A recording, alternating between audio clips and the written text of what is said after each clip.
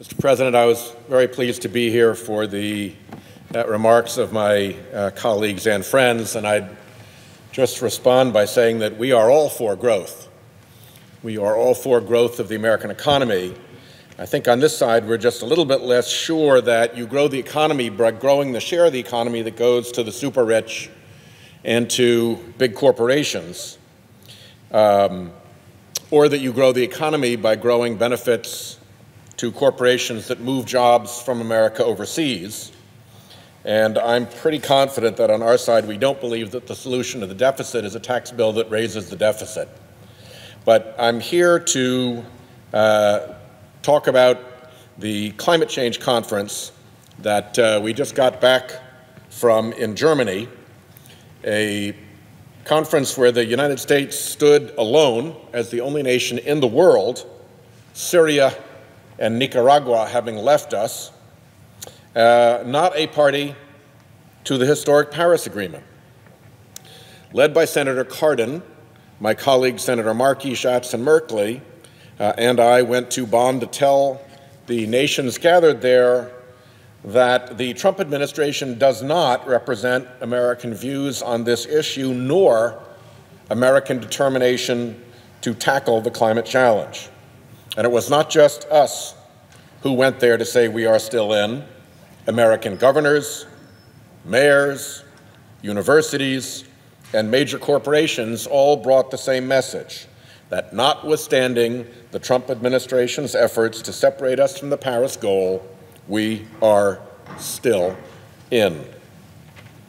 The urgency of the experts at our nation's universities and federal agencies is reflected in a major multi-agency climate report that was released last week and makes an astounding contrast to the position taken by the Trump administration.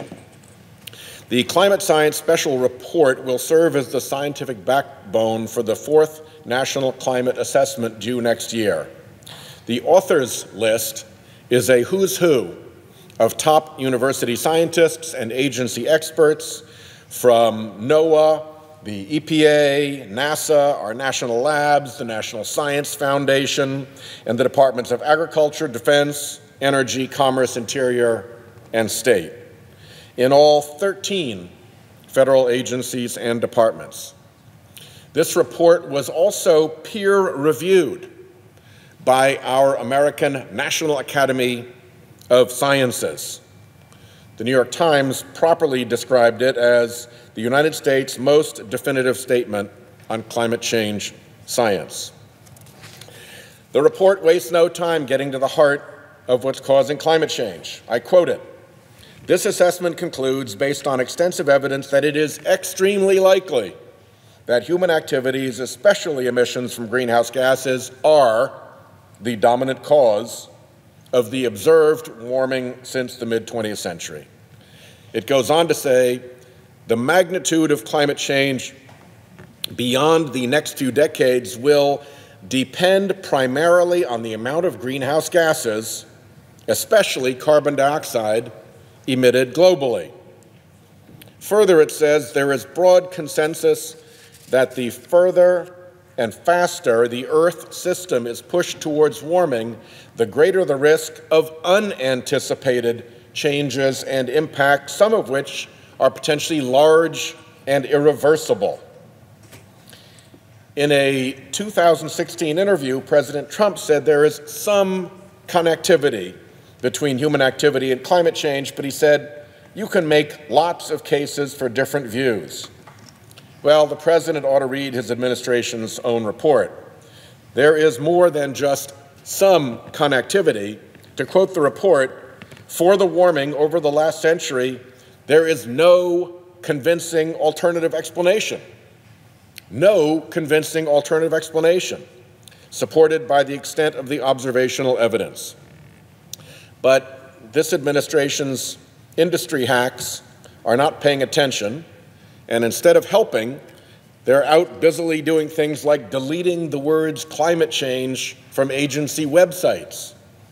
The Washington Post reported in September that EPA Public Affairs Officer John Kronkis, quote, told staff that he is on the lookout for the double C word, climate change, and repeatedly has instructed grant officers to eliminate references to the subject in solicitations. Maybe they think if they crawl under the bed and scrub out the word climate change, the scientific phenomenon will disappear. But in science, it actually doesn't work that way. Over at the Department of Energy is Secretary Rick Perry, who called climate change a contrived, phony mess in his 2010 book. He backtracked his position in his January confirmation hearings, but still said he, quote, believes some of it is naturally occurring, but some of it is also man-made. Well, the Energy Secretary might want to read the report. Man-made activity is not some of it, it's the dominant cause.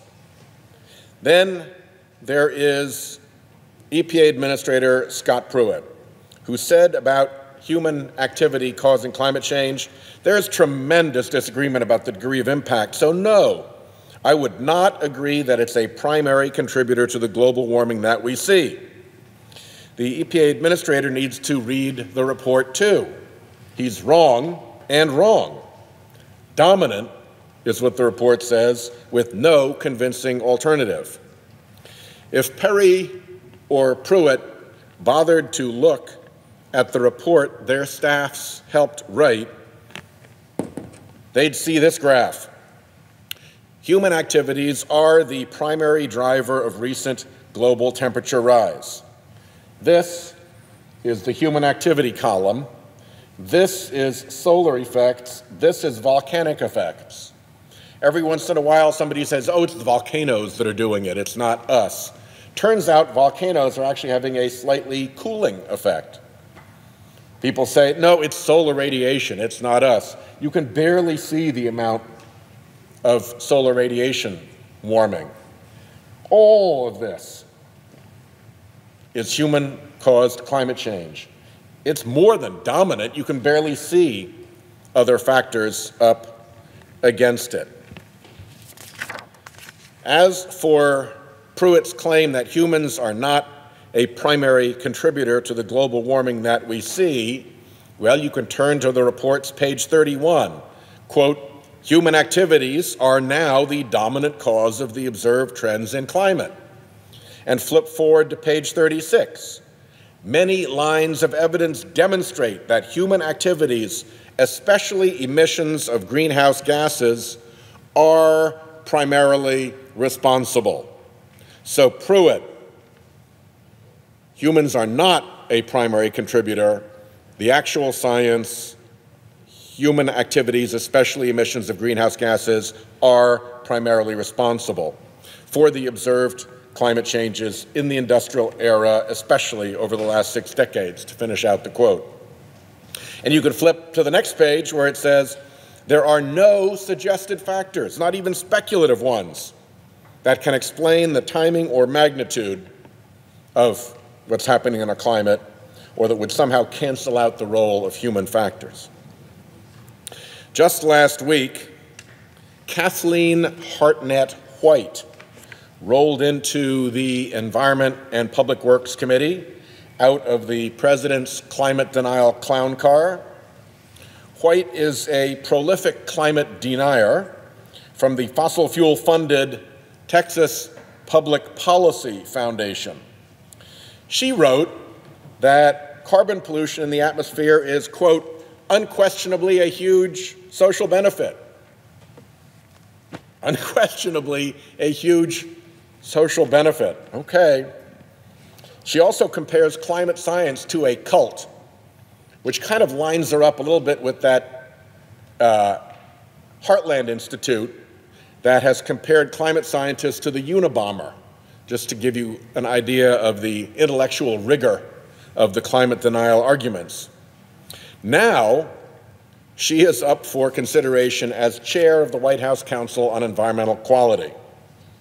In responding to our questions, Ms. White was, let's just say, a little at a loss. She responded, for instance, that she has, quote, a very superficial understanding of ocean issues. She said on ocean acidification that there, and I quote her here, are different perspectives, and that acidity changes up and down are not inherently a problem, end quote. Well, Kathleen Hartnett-White needs to read this report too. According to the Climate Science Special Report, quote, the world's oceans are currently absorbing more than a quarter of the CO2 emitted to the atmosphere annually from human activities, making them more acidic, with potential detrimental impacts to marine ecosystems. How much more acidic are the oceans being made by the absorption of CO2?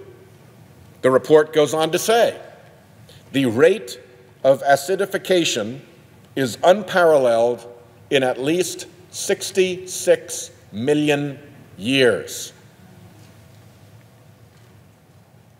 66 million years is way before humankind even existed. That's the kind of dice we're rolling with ocean acidification.